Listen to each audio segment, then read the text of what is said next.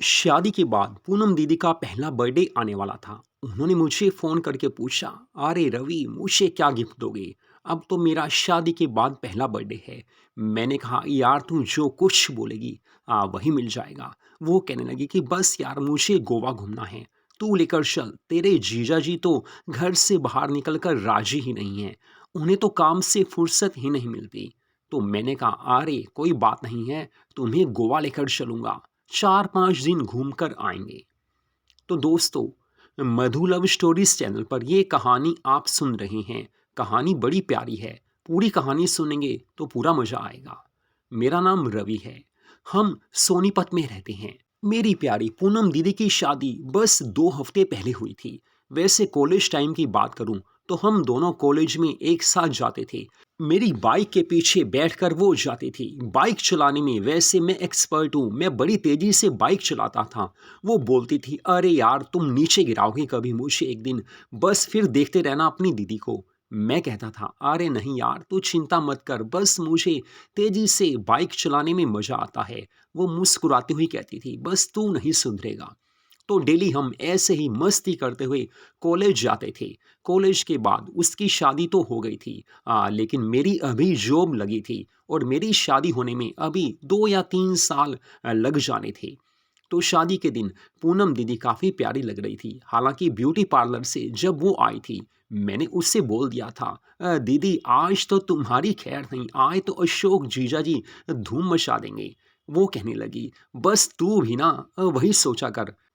तो मैंने बोला, अरे यार मैंने कुछ गलत थोड़ी बोला है, शादी है और शादी की रात सुहाग रात की रात होती है, तो प्यार तो होता ही है। वो मुस्कुरा कर कहने लगी, कोई बात नहीं, जब तेरा नंबर आएगा ना फिर मैं तुझसे बात करूंगी, तब जवाब देना।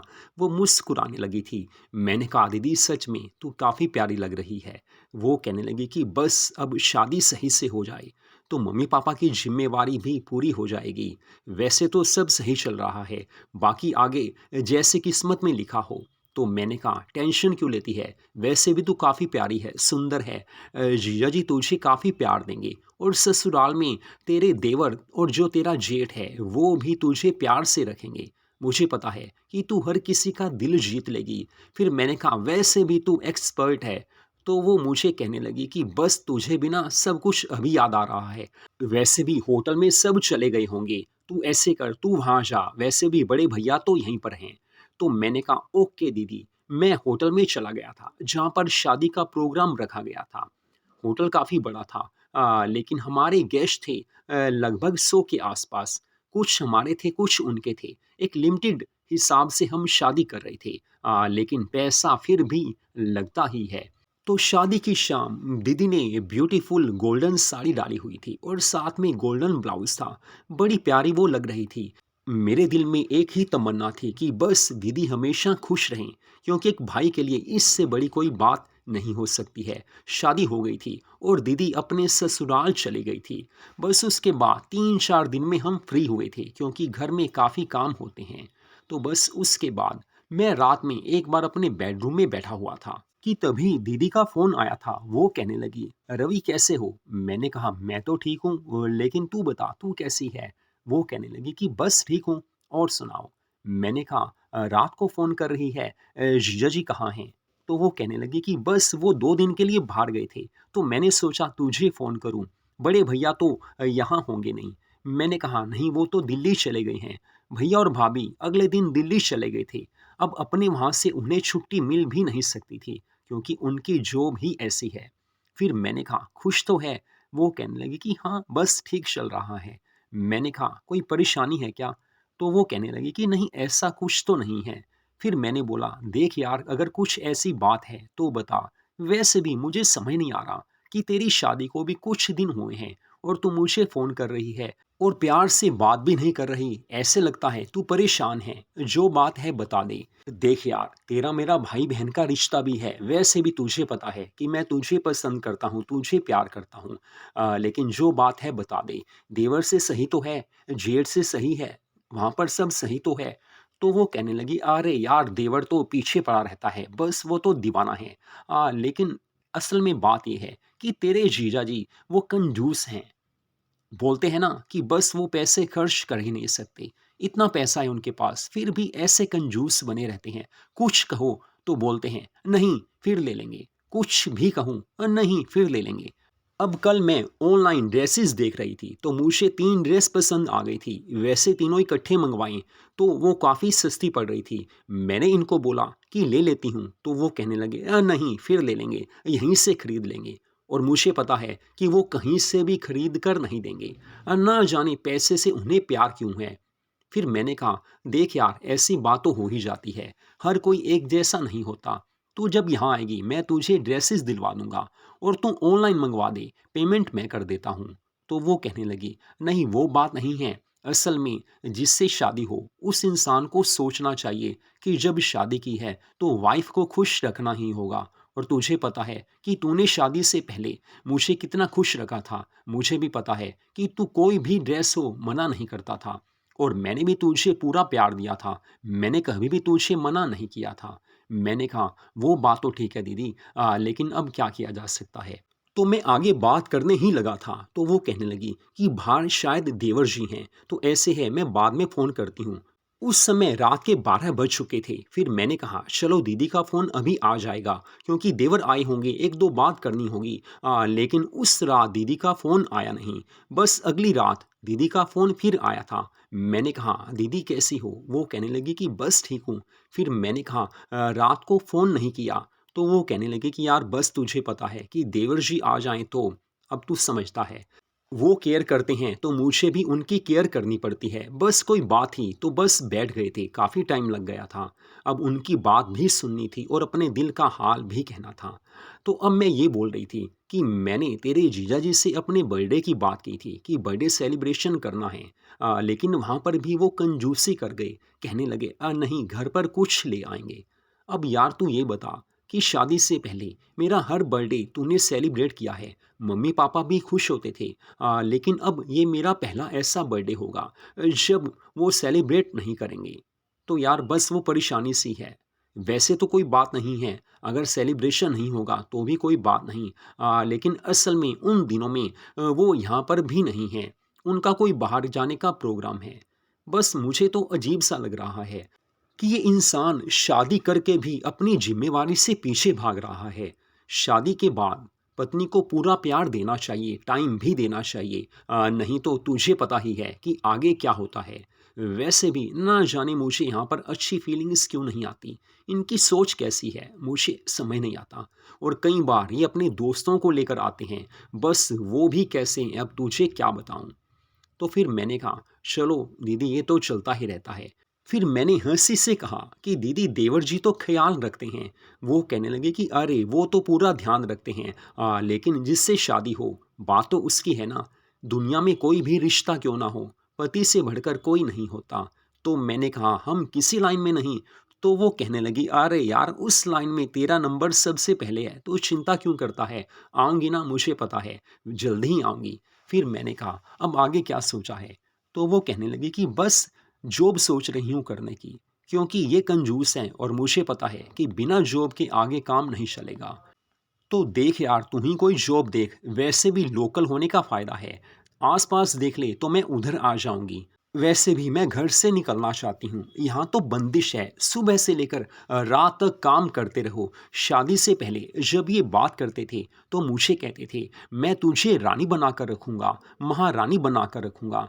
लेकिन यार रवि, क्या बताऊँ, तू भाई है, तू प्यार करता है, तो बता रही हूँ। बस यहाँ तो रानी अलग बात है, महारानी अलग बात है। यहाँ तो नौकरानी बनाकर रख दिया है। घर के काम करने से मुझे परेशानी नहीं है। लेकिन घर में इतने लोग हैं, सबका काम मेरे को ही करना पड़ता है। हर कोई बस मेरे पीछे ही पड़ा रहता है कि मेरा ये काम करो, वो करो। अब सबके कपड़े भी मुझे धोने पड़ते हैं, किचन का काम भी मुझे करना पड़ता है। जेठ जी हैं, जेठानी हैं, लेकिन जेठानी बस अपने काम में बिज़ी रहती है, घर का काम वो करती नहीं है। अब करूँ तो यार क्या करूँ? तो बस यही सोचा है कि जॉब करूँगी, घर से निकलूँगी, थोड़ा पैसा भी आएगा और अपने हिसाब से चलूँगी। यहाँ रहकर वो खुशी मुझे नहीं मिल सकती। तो मैंने कहा, दीदी यार, तू तो सच में फँस गई। वो कहने लगी कि बस ऐसा ही है, तभी तो बोला तेरे को, कुछ कर यार। तो मैंने कहा, एक बात तो हो सकती है, मेरे ऑफ़िस में एक पोस्ट है, तुझे लैपटॉप चलाना तो आता ही है। अगर तू वहाँ कर सकती है, तो खुशी से आ जा। तो वो कहने लगी मुझे कोई भी जॉब मिल जाए मैं ज़रूर करूँगी, सैलरी कितनी होगी? तो मैंने कहा वो तो मैं उनसे पूछ कर बताऊँगा। तो वो कहने लगी अरे यार कुछ तो तुझे पता होगा। फिर मैंने बोला बस ये समझ ले कि 20,000 के आसपास तो ज़रूर होगी। तो वो कहने लगी हाँ कर दे, बस अभी बात कर, अभी हाँ कर दे। मैंने कहा यार अभी बात कहाँ करूँगा? बस वो मेरे पीछे पड़ गई, कहने लगी नहीं रवि भैया अभी बात करो, बॉस से अभी बात करो। तो मैंने कहा देखो इस टाइम उनसे बात करना सही नहीं होगा। तो वो कहने लगी नंबर दे मैं अभी बात करती हूँ। तो मैंने उन्हें अपने बॉस का नंबर दे दिया था। तो उन्होंने मेरा फ़ोन कट कर दिया, फिर उनसे वो बात करने लग गई होंगी। थोड़ी देर में उनका फ़ोन आ गया था। वो कहने लगी बस मैंने बात कर ली है, वो तो काफ़ी रोमांटिक हैं, मैंने बात की वो तो काफ़ी खुश हो गई। तो मैंने कहा तूने भी स्टाइल से बात की होगी। तो वो कहने लगी अरे यार देखो जॉब करनी है तो थोड़ा स्टाइल तो मारना ही पड़ता है, मस्ती भरी बातें करनी ही पड़ती हैं। वैसे मैंने बोला था कि रवि जी की सिस्टर हूँ।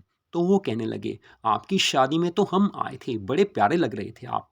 तो मुझे लगा कि बस ये जॉब तो मिल ही जाएगी। बस मैंने 2-4 बातें की, लेकिन वो तो बस छोड़ने का नाम ही नहीं लेते थे, इतनी बातें करने लगे। मैं तो उस समय सोचने लगी इनसे पहले बात हो जाती तो जॉब पहले ही लग जाती।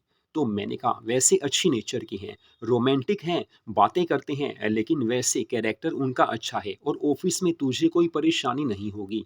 वो कहने लगी कोई बात नहीं, मुझे पता है ऑफिस में सब चलता ही है और मैं भी पीछे हटने वाली नहीं हूँ। वैसे उन्होंने हाँ कर दी है, बस पहले से आने का बोल रहे हैं।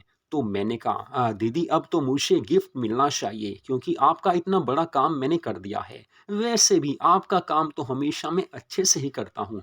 तो वो कहने लगी कि बस तू भी ना, तेरे दिमाग में एक ही बात चलती है। बट यार थैंक्स, तूने मेरी जॉब लगवा दी। बस अब मैं खुश हूँ। अब चाहे ये मेरे लिए टाइम निकालें, ना निकालें, मुझे फ़र्क नहीं पड़ता।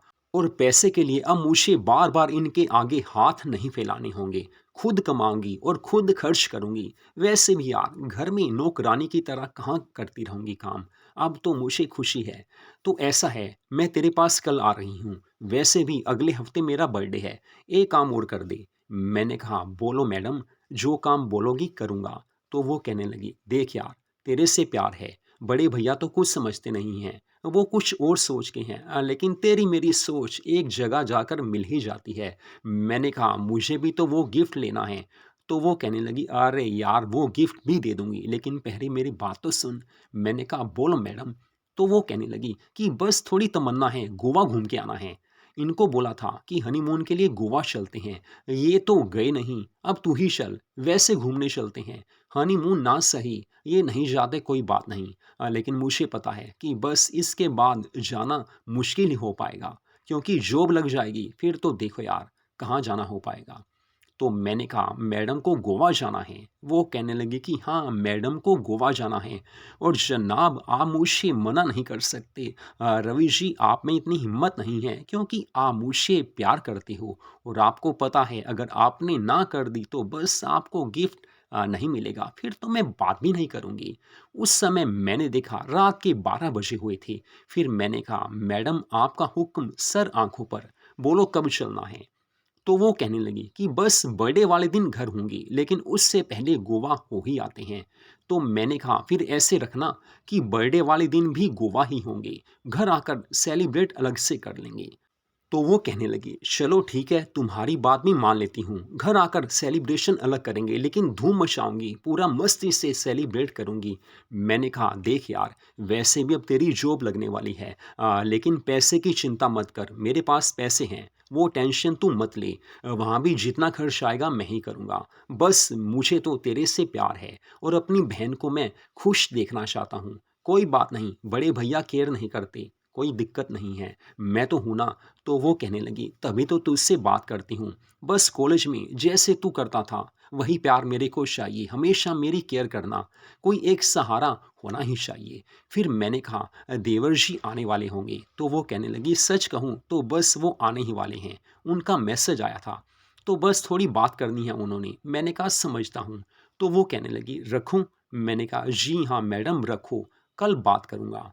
अगली दोपहर को उनका फ़ोन आ गया था। वो कहने लगी कि बस शाम को आ रही हूँ। वैसे भी मेरी दीदी का घर हमारे घर से ज़्यादा दूर नहीं था। लोकल ही शादी हुई थी। ये मैंने पहले भी बताया है। तो बस शाम को दीदी आने वाली थी। मैं खुद उन्हें गाड़ी पर लेने चला गया था। उस समय उन्होंने ब्यूटीफुल जीन्स टॉप डाला हुआ था। एक मॉडल की तरह वो लग रही थी। मस्त अंदाज में जब वो सामने मुझे नजर आई तो मैं तो उनका दीवाना हो गया था। मैंने कहा, दीदी शादी के बाद तो और भर गई हो।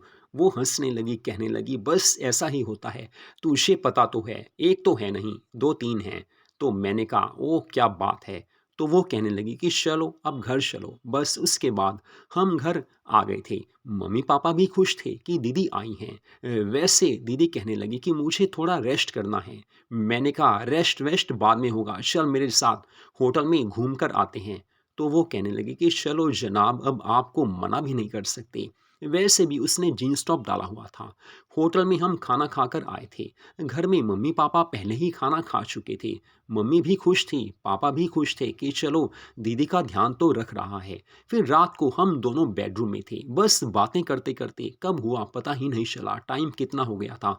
वैसे भी दीदी की जॉब लगने की न्यूज़ से वो खुश थी। और उसके बाद तो उन्होंने मुझे प्यारा सा गिफ्ट भी दे दिया था, जिसकी हमेशा मुझे चाह रही है। वो मना करती ही नहीं थी। उस रात हम काफ़ी देर में सोए थे। बस बातें करते करते पता ही नहीं चला।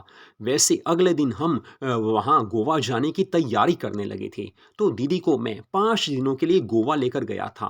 पहले उनको मैंने शॉपिंग करवा दी थी, क्योंकि गोवा के हिसाब से हमें ड्रेसेस भी चाहिए थी। वहाँ जी भरकर हमने मस्ती की, घूमा फिरा। होटल में हम रहे थे। ये दीदी ऐसी लग रही थी जैसे मॉडल हो, और मुझे अच्छा लगता था। वैसे भी दीदी को मैंने बोला था कि दोस्त की तरह लेकर चलूँगा, दीदी की तरह नहीं। तो वो कहने लगी कि मैं वैसे भी यार तेरी दोस्त ही हूँ, दीदी तो अलग बात है, लेकिन असल में तो हम फ्रेंड्स हैं। तो बस वो खुश थी और मैंने अच्छे से उनका साथ निभाया था। उन्होंने भी मेरा पूरा साथ निभाया था। और ऐसे मौके पर साथ निभाना ही चाहिए। वहाँ जाकर हमें हर खुशी मिली थी। 5 दिन कैसे बीत गए पता ही नहीं चला। लेकिन वहाँ पर हम होटल में भी रुके थे, बाहर भी हम घूमे थे। और दीदी वैसे वहाँ जाकर काफ़ी खुश थी। मुझे एक चीज़ तो पता थी कि बस दीदी दोबारा भी यहाँ ज़रूर आएँगी, क्योंकि उन्हें वहाँ पर काफ़ी अच्छा लगा था। वहाँ भी हमें सोते-सोते काफ़ी रात हो जाती थी, क्योंकि वहाँ जाकर तो होता ही है। वहाँ टाइम कोई नहीं देखता, बस दिल की तमन्ना पूरी करनी होती है, अपनी मनचाही पूरी करनी होती है। फिर हम घर आ गए थे और कुछ दिनों में दीदी ने जॉब पर आना शुरू कर दिया था। वैसे उनकी सीटिंग भी मेरे ऑफिस में ही थी, यानी कि मेरे केबिन में ही थी। मेरे साथ ही वो बैठती थी। लैपटॉप पर वो काम करती थी, मैं उनके साथ ही बैठता था। मेरे लिए ये सबसे बड़ा बेनिफिट था। और जब जीजाजी बाहर जाते थे तो दीदी हमारे घर पर ही रहती थी। कई बार वो हफ्ते के लिए बाहर जाते थे तो दीदी मेरे साथ ही रहती थी। मम्मी पापा भी खुश थे और हम दोनों भी खुश थे, क्योंकि हम दोनों में प्यार बढ़ रहा था। वैसे भी भाई बहन का प्यार ऐसा प्यार होता है कि जितना भी कर लिया जाए वो कम ही होता है। मैंने उसकी पूरी केयर की थी। अब उसे पता था कि इसके बिना मेरी गाड़ी नहीं चलेगी। बस हम दोनों ऑफिस में भी दिल लगाकर करते थे, क्योंकि मौका मिलना चाहिए, काम तो करना ही पड़ता है। वैसे भी ऐसे कामों में हमेशा आगे रहना चाहिए। तो दीदी की सैलरी भी अब काफ़ी ज़्यादा अच्छी थी। 30,000 रुपये महीना उनको सैलरी मिलती थी। उनके अपने खर्चे भी पूरे हो जाते थे और वैसे भी मस्ती के लिए भी वो टाइम निकाल लेती थी। पैसा हो तो इंसान अपनी हर डिमांड को पूरी कर सकता है, अपने हर शौक को पूरा कर सकता है। हम होटल में भी जाते थे, क्लब में भी घूमने जाते थे। और जब दीदी ससुराल में होती थी, जीजाजी उससे खूब प्यार करते थे, क्योंकि जीजाजी कंजूस तो थे, लेकिन उन्हें पता था कि अब दीदी की जॉब लग गई है। बस वो उस हिसाब से खुश थे कि घर में पैसा आ रहा है। लेकिन दीदी वैसे खुश थी और मैं वैसे खुश था। यानी कि अब हर कोई खुश था और मेरी खुशी का कोई ठिकाना नहीं था। तो इस तरह से दीदी को मैंने सँभाल लिया था। जिस दिन पहली बार उन्होंने मुझे फ़ोन किया था ससुराल से, तो वो काफ़ी परेशान थी, क्योंकि जीजाजी कंजूस हैं। लेकिन मैंने उनकी बातों को समझा, उनको समझाया, जॉब उनकी लग गई और यहीं से उनकी ज़िंदगी में काफ़ी बड़ा चेंज आ गया था। अब वो मॉडल से कम नहीं लगती थी। हालाँकि शादी के बाद वो वैसे भर गई थी, लेकिन अब वो ऐसी मस्त लगती थी कि बस देखने का दिल करता रहता था। साथ ही बैठती थी, तो हम दोनों में बातें तो होती ही रहती थी और मौका भी आराम से मिल जाता था। तो दोस्तों, मधु लव स्टोरीज चैनल पर ये कहानी आपने सुनी। ऐसी कहानियों को सुनने के लिए हमारे चैनल को सब्सक्राइब जरूर कीजिए, क्योंकि हर रोज़ हमारे चैनल पर ऐसी कहानियाँ आती रहती हैं। ये कहानियाँ हमारी खुद की ही लिखी हुई हैं। हमारे चैनल की बाकी स्टोरीज को, बाकी कहानियों को भी आप जरूर सुनिए। एक से बढ़कर एक कहानी आपको हमारे चैनल की वीडियोस में मिलेंगी। सारी कहानियाँ मस्त हैं, ज़बरदस्त हैं, तो बाकी कहानियों को भी ज़रूर सुनिए। कहानी अच्छी लगी हो तो वीडियो को लाइक कीजिए, चैनल को सब्सक्राइब ज़रूर कीजिए।